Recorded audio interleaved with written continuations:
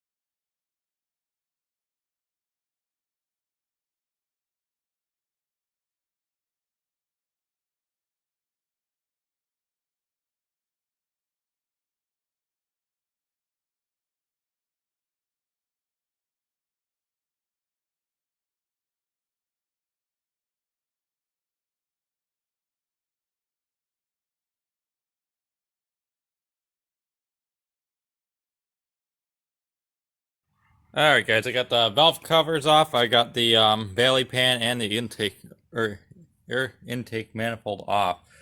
I put this together with where is it? I put the engine to get back together, at least some of the drive or the rotating assembly back together with this stuff, the Lucas Oil racing assembly grease. They are not sponsoring the video, so I will turn the thing around. But I figured I should share what I used in here prior. Obviously, I use this stuff for a lot, but honestly, I don't know how well it did in here, but it didn't help me be able to turn the engine around. So, or turn it by, turn it around by hand. So, honestly, it's not too bad in here. I saw a couple of random little pieces like of like twigs. I don't know how those got in here. I didn't have it open very long. It's a little rustier than I thought it would be in here. We'll come around to the other side. But there's a little bit of rust inside the valve or the intake port here. So I don't know. I'm gonna take this off, and then we will look in the cylinder heads, and we'll flip the engine over, take the oil pan off.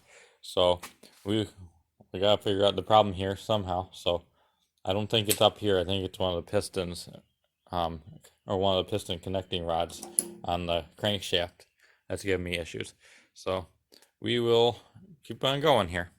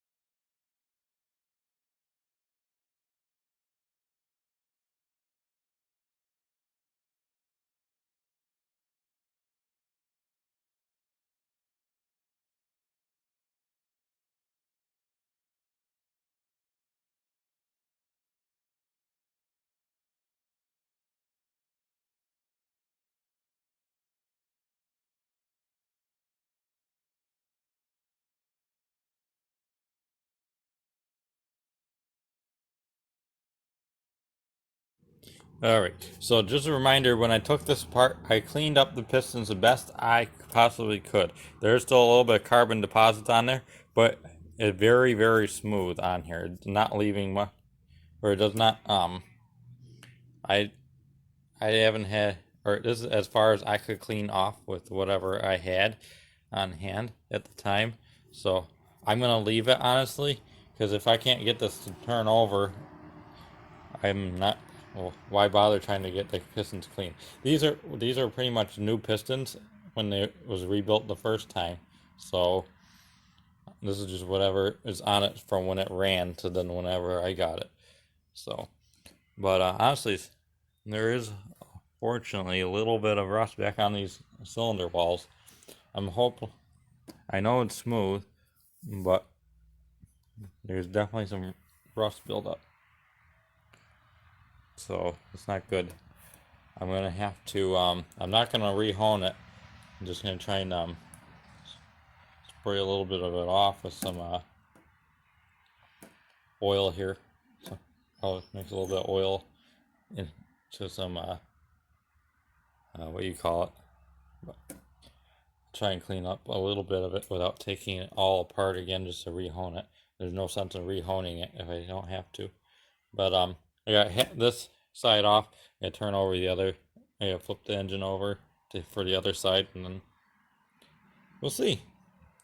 But I'm not quite happy with these cylinder walls.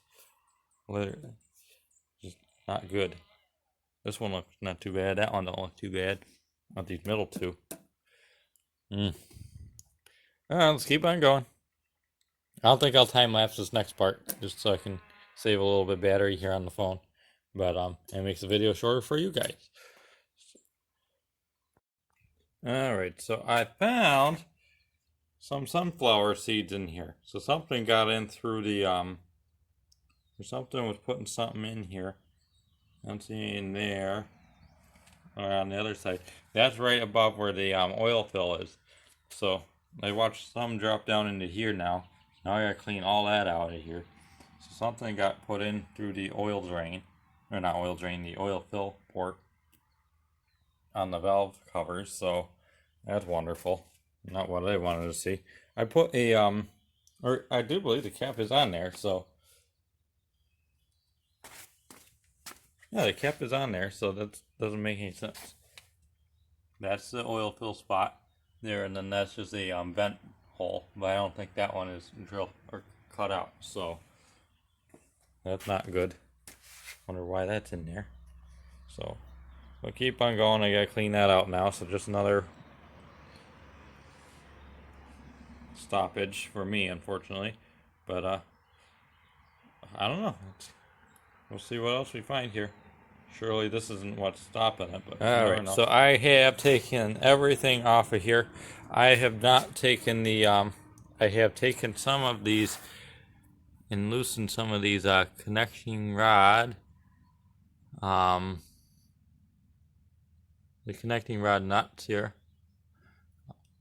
Obviously the pins are still on the connection rod end, But unfortunately, I still cannot turn it over. I've wanted to. No, I did not do that one. I thought I did that one. Oh, no, I did do this one because there is a gap. Not much of a gap, but I still did that one. Did the 3 pistons. So I loosened 4 connecting rods total. I still cannot turn it over. So none of these are the ones that are bogging me down. So I'm gonna have to take. Unfortunately, I'm gonna completely disconnect them so I can attempt to turn it over in hopes I can get to the one of the other 4 pistons. So that's not good. So unfortunately, it's gonna take longer than I originally wanted to. I don't know. So I unfortunately just gotta keep going. I may just end this video here and then post it tonight so that you guys can watch this first part here, and then we'll come back at it tomorrow. So I guess I will do that instead of making one very, very, very long video. So instead, I hope you guys watch this video. I don't know if you learned anything, but I hope you did something on what not to do. But I hope you guys enjoyed the video. Hopefully you liked it, and subscribe to the channel. I will see you guys in the next video. Alright guys, I took the oil pan off, and this is what we got. Whatever, probably a little bit of oil that was in the engine, and then whatever, or unfortunately I don't know what the heck this grease is doing here. It kind of like copped out, or it's kind of like there's like 3 or 4 little splats or whatever the heck you want to call it, or gobs on it in the bottom of the pan here. So whatever extra came down off of, sorry for my bad camera skills, but this is what we got here. Where'd my flashlight go?